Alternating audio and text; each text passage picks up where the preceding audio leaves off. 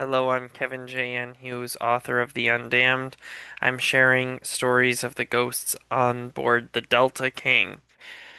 So, another ghost that people often see, and this is actually the ghost that my wife and I encountered on the Delta King. So, if you go back and listen to our Delta King story, this is the ghost that we encountered. It's a child, a little girl who people describe as being around the age of 6 to 10, and she is believed to have passed away on the Delta King either during its time being used by the Navy during World War II or possibly during its time as a riverboat. She may have been one with one of the vacationing families. It's very difficult to say, but it's not exactly known who this little girl is, so there's a couple of possibilities of who she might be.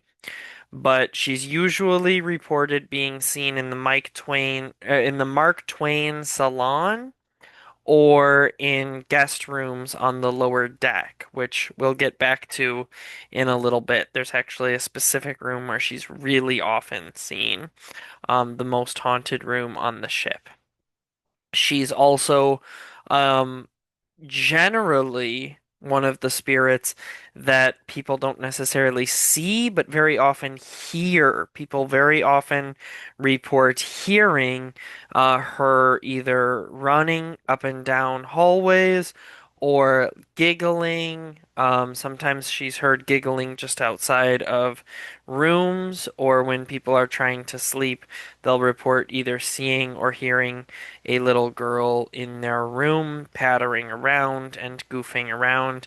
And sometimes, like my wife and I, people hear her bouncing a ball or playing with toys outside of their room, and then when they open the door, she's gone. So that's the little girl spirit. It's the one that my wife and I actually experienced ourselves.